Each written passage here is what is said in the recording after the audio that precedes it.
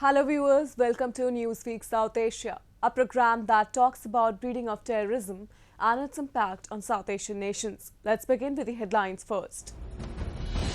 India holds NSA level meeting on Afghanistan crisis.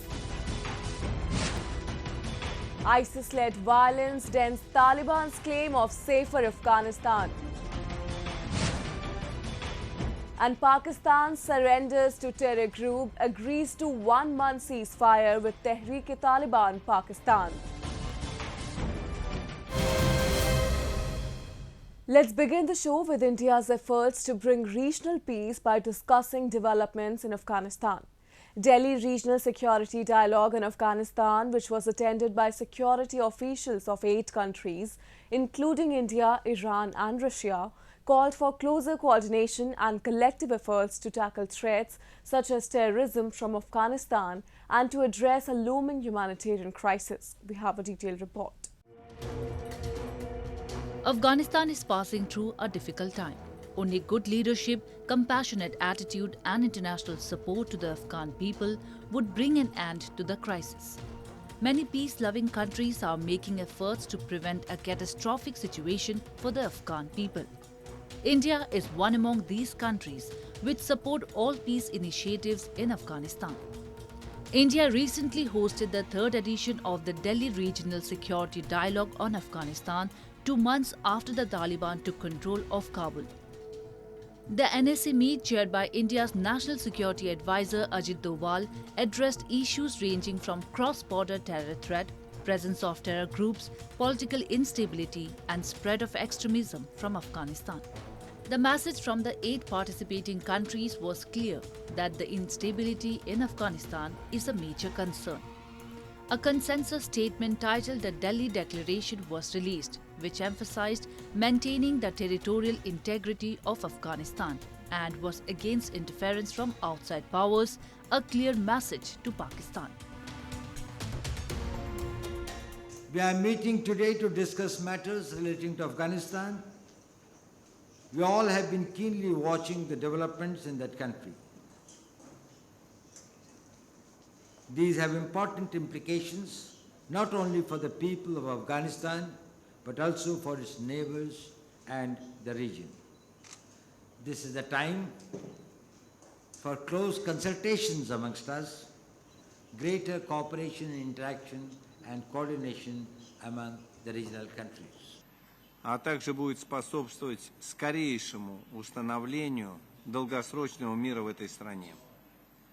Многосторонние встречи секретарей Советов Безопасности по афганской проблематике являются важным форматом, позволяющим на самом высоком уровне обсудить весь комплекс проблем, связанных с развитием ситуации в Афганистане, а также выработать практические меры по противодействию вызовам и угрозам, исходящим с афганской территории.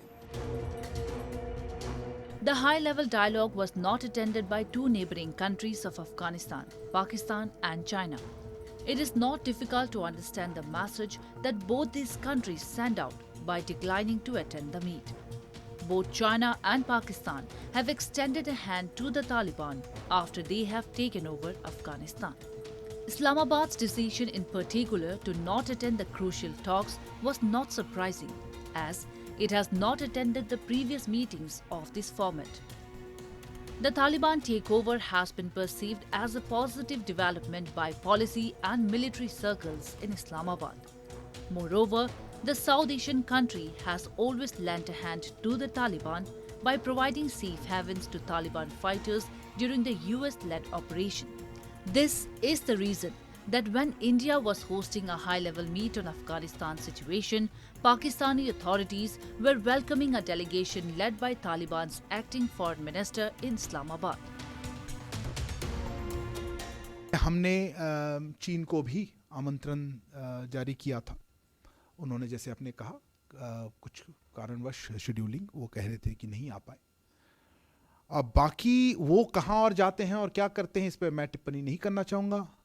आपने कहा पाकिस्तान में जो हो रहा है, देखिए पाकिस्तान को भी इनविटेशन दिया गया था, आमंत्रण जारी किया गया था, वो नहीं आए. इसमें मैं यही कहूँगा कि ऐसी इम्पोर्टेंट मीटिंग में नहीं आए तो उनका इससे पता चल सकता है कि उनका किस तरह का रवैया है अफगानिस्तान के मुद्दे पर. India has sent out a strong message that the ideal solution to the situation is through consensus in Afghanistan. It also made it clear that the Afghan humanitarian crisis should be the region's immediate priority and political differences can be kept aside to help. By declining the invitation, Beijing and Islamabad have made it clear that they do not intend to assist India in its Afghan engagement. Perhaps peace in Afghanistan is something they do not desire.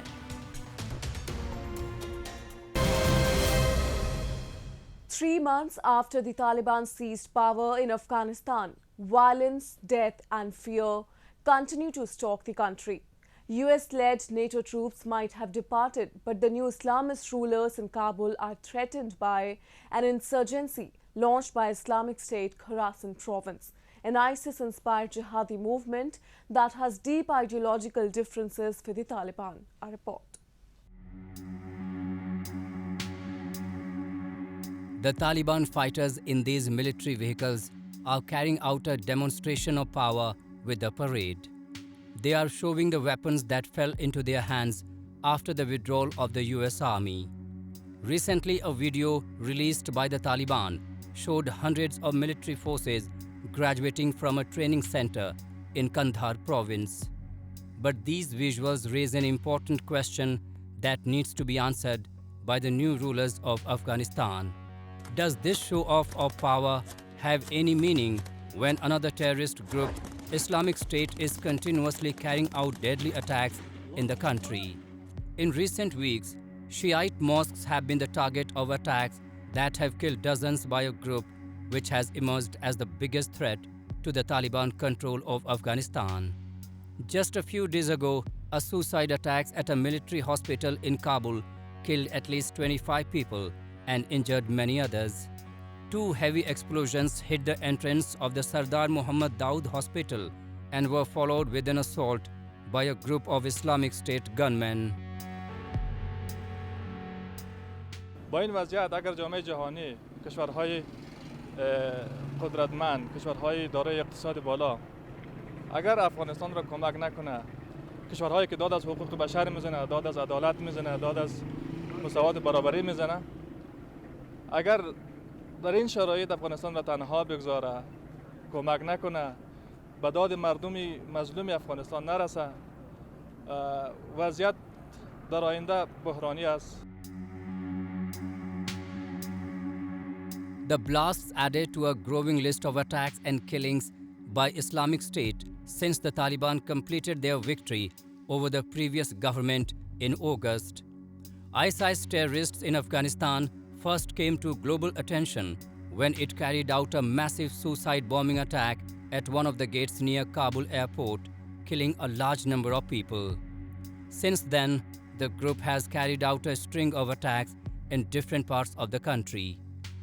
The violence has fueled fears that Afghanistan could collapse into anarchy and even return to a new phase of civil war. The Islamic State group's attacks, coupled with a spiraling economic crisis, have caused mounting concern over the future stability of the country.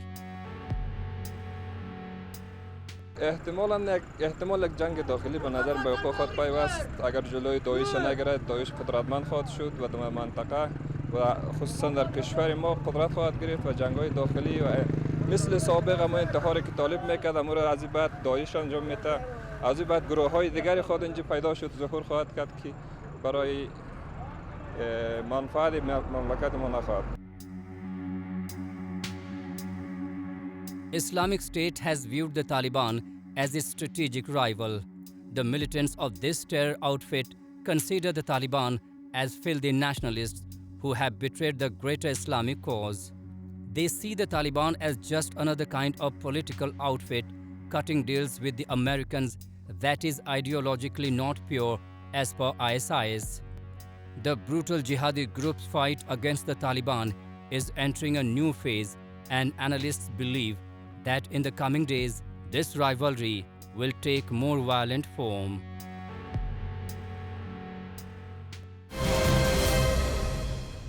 Let's move to Pakistan, where the government bows down to extremist outfits, be it Jamaat-ud-Dawa, Tehreek-e-Labbaik Pakistan or Tehreek-e-Taliban Pakistan. With the changing political scenario in neighbouring Afghanistan, Islamabad has now agreed to complete a ceasefire with local Taliban, a banned extremist group having close links with the Al-Qaeda terror outfit. This has failed Pakistan for its claim to be fighting terrorism on its soil. We have a detailed report. A flashback to 16 December 2014. 6 gunmen affiliated with the Tehreek-e-Taliban Pakistan conducted a terrorist attack on the Army Public School in Peshawar city of Khyber Pakhtunkhwa province. It was one of the world's deadliest school massacres. The attack was the result of a joint military offensive conducted by the Pakistan Armed Forces in June 2014 in North Waziristan. The military operation, called Operation Zard-e-Asp, was launched in the wake of 8 June attack on Jinnah International Airport in Karachi, for which Tehreek-e-Taliban Pakistan claimed responsibility. The Taliban in Pakistan has close links with Al-Qaeda, Haqqani Network and other banned terror outfits, which are not only responsible for violence in the country, but other parts of the world. Islamabad promised the world to fight against these terror groups, but has now agreed to have a ceasefire with the Taliban.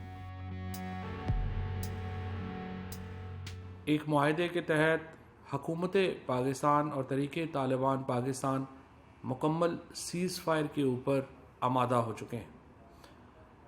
जो मुज़ाकरात तहरीक तालिबान पाकिस्तान से हो रहे हैं वो पाकिस्तान के आइन और कानून के तहत होंगे। जाहिर है कोई भी हुकूमत पाकिस्तान के आइन और कानून से बाहर मुज़ाकरात कर ही नहीं सकती। Tehreek-e-Taliban Pakistan has a separate movement from the Afghan Taliban and has fought for years to overthrow the government in Islamabad and rule the nation with their own brand of Islamic Sharia law. There have been numerous failed attempts to reach peace agreements in the past. The latest talks were opened following the victory of the Afghan Taliban in August, and the two sides have been meeting across the border in Afghanistan with the aid of Afghan Taliban leaders. मुज़ाकरात की पेशरफ्त को सामने रखते हुए seize fire यानी फायरबंदी में तोसी होती जाएगी। इन मुज़ाकरात में अफ़गानिस्तान की अथॉरिटीज़ यानी जो अबूरी हुकूमत है उन्होंने सहूलतकार का किरदार अदा किया है और यकीनी तौर के ऊपर ये बात बहुत खुश आइंद है कि पाकिस्तान के ये इलाके एक तवील अरसे के बाद मुकम्मल अमन की तरफ बढ़ रहे हैं। The Pakistan Taliban was formed by armed rebels in 2007, and since then, thousands of people have been killed in dozens of attacks claimed by the group in the past 14 years. About 1 million people were displaced when the Pakistan Army launched operations in the northwest in 2013 to clear out TTP fighters. After years of conflict, the Taliban in Pakistan is estimated to control some 4,000 to 5,000 fighters, many based across the border in Afghanistan. Experts believe the truce between the Pakistan government and TTP is difficult to sustain. It has been extremely difficult for the Pakistani establishment to manage the Tehreek-e-Taliban Pakistan, which has been directly confronting the state. They have also been attacking various places and bombs and all that. This is terrorism has been one of their main hallmarks. So this has been a very major challenge, and so this is the reason. And they have agreed to some kind of a ceasefire. It remains to be seen as to exactly how they are going to work out together, because they are not on the same page.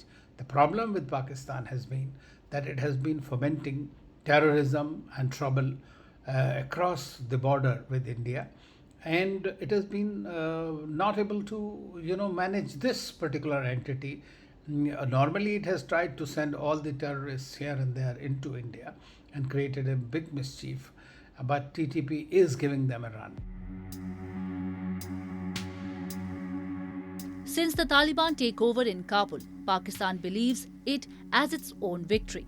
It is busy welcoming the Taliban leaders and helping them to get global recognition. Unfortunately, the Taliban in its own hinterland is repressible. The month-long ceasefire with the TTP seems to be another gimmick to befool the international community.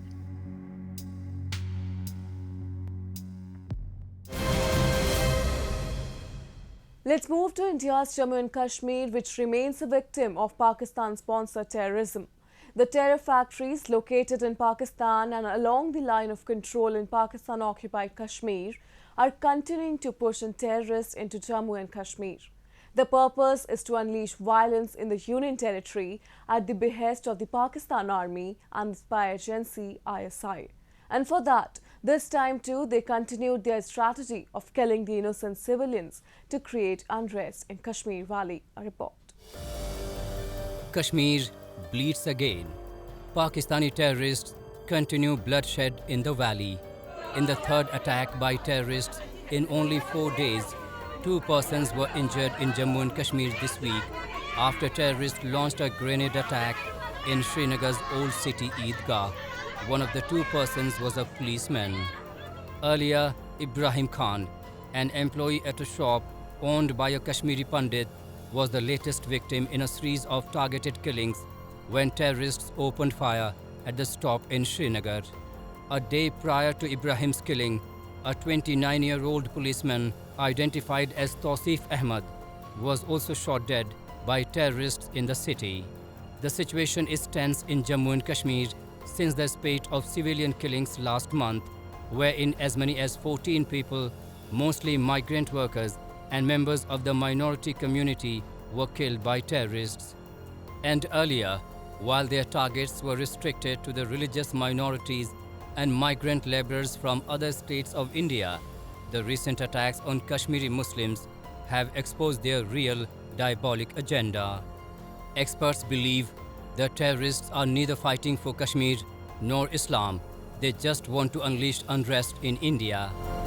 When Pakistan plays Muslim card, that the Kashmiri Muslims they belong to their religion, how is it that Muslim police constable is getting killed? That means Pakistan has no love lost for Muslim Kashmiris. It only believes in creating terror. If Muslim was the Brotherhood card, then why Muslim police constable is getting killed? Amid a spike in brutal killings of civilians, terror attacks and infiltration bids by Pakistani terrorists, the Indian security forces have launched a major crackdown on overground workers associated with several terror groups as part of a determined effort to dismantle the entire terror ecosystem in the valley. This includes identifying the terror sympathizers who radicalized youths in schools, civilian neighborhoods, and provide logistical support to terrorists. Around 900 overground workers associated with Lashkar-e-Taiba, Jaish-e-Mohammed, Hizbul Mujahideen, Al-Badr, and similar other outfits and their affiliates, including the Resistance Front and the People Against Fascist Forces, were apprehended in joint operations by Indian security forces. Meanwhile, at least 19 terrorists were eliminated in counter-terrorism operations. 1 casualty on our side, 20 casualties of terrorists. But the most important thing I would like to mention is that through IND-SORZE, let's identify the terror structure. Who are the people who are part of terror structure? OGWs, sleeper cells, people who provide shelter, people who provide ammunition, food, shelter at night, allow terrorists to get away by acting as a kavach or a shield in front of armed forces, army. This terror structure has to be destroyed totally and ruthlessly. Then only things will improve. In February, India and Pakistan have mutually agreed to abide by the 2003 ceasefire agreement after assurance from Islamabad that it will act against terror groups originating from its land. However, Pakistan does not seem to have stopped its nefarious activities under pressure from terrorist organizations and jihadi elements.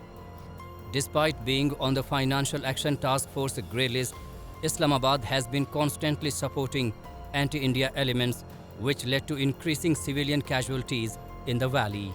Amidst the ongoing turmoil in Pakistan by Tehreek-e-Labbaik Pakistan and Tehreek-e-Taliban, it has become imperative for Pakistan to divert attention from its internal issues towards creating tensions in Kashmir. And for that, a plan to push more and more terrorists in Kashmir before the heavy snowfall is being hatched by them. It was also revealed that Pakistan's inter-service intelligence has been providing all logistic support to these outfits and trying to infiltrate them as soon as possible. But to their much disappointment, all such plans are getting thwarted at the hands of Indian security forces, who are marching well ahead on their mission of making the valley terrorism-free. And with that, we come to the end of this edition of Newsweek South Asia. We will be back next week with more news, views and analysis from the subcontinent. Meanwhile, do keep writing to us at nwsa@nin.com. This is Shreyasa Vijay signing off on the behalf of entire production team of Newsweek South Asia. Goodbye and take care.